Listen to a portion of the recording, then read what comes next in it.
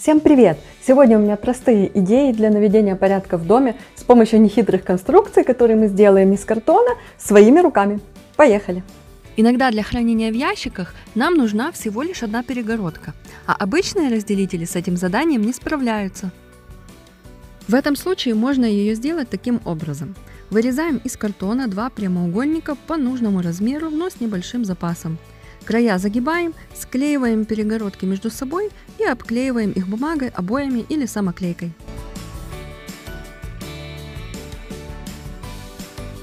Все, разделитель может быть передвижной, а можно зафиксировать его с помощью скотча.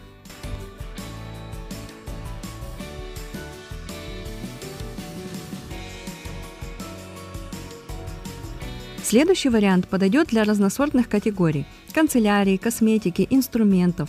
Дно коробки или ящика будет защищено, поэтому он отлично подойдет для предметов, которые могут разлиться, рассыпаться, испачкать или повредить поверхность. Смастерить такой органайзер очень легко из полоски картона. Нужно просто сделать перегородки, согнув ее в 3 местах. Чтобы картон согнулся именно там, где надо, продавите его немного в нужном месте тупым предметом. Чем больше перегородок, тем больше отделений будет у вашего органайзера. А расстояние между сгибами должно быть равно высоте ящичка или коробки.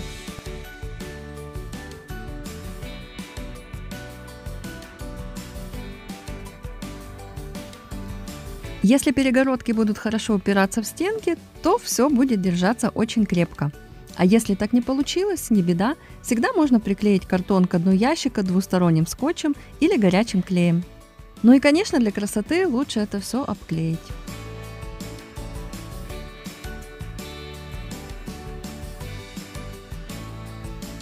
А если в таком ящике или коробке вещи лежат на самом дне, вроде бы и в порядке, но наверху еще остается много свободного пространства, то в нем можно организовать хранение в 2 этажа.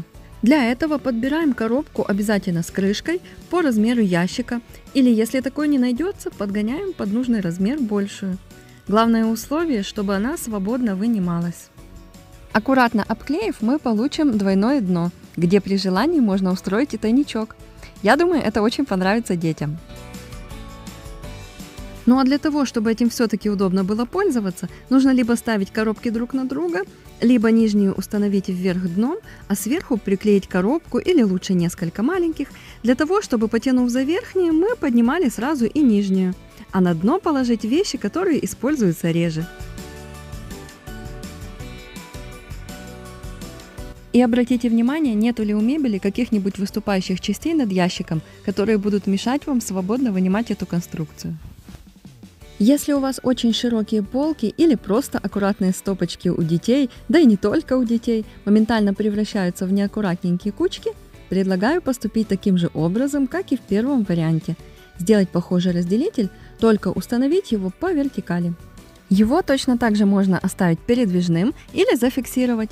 Так стопки будут меньше разваливаться и не перемешаются между собой. А при вертикальном хранении такая перегородка не только поможет разделить вещи на категории, но и послужит своего рода поддержкой для них. А этот способ поможет навести неразрушимый порядок не только в одежде, но и в детских пазлах, конструкторах и других вещах, которые никак не удается организовать. Сначала вырезаем из картона 3 детали по размерам боковых стенок между полками. Первую внимательно расчерчиваем с помощью линейки, а остальные уже обводим по шаблону.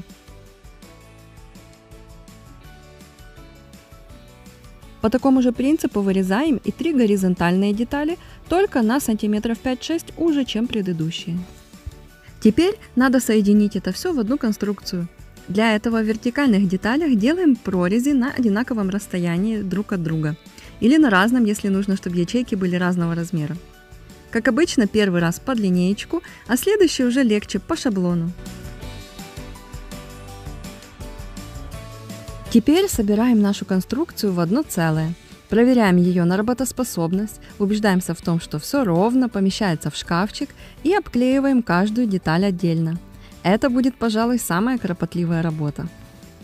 Но поверьте, время, потраченное на это, вернется вам сторицей, потому что теперь даже самый большой неряха не сможет здесь все перемешать.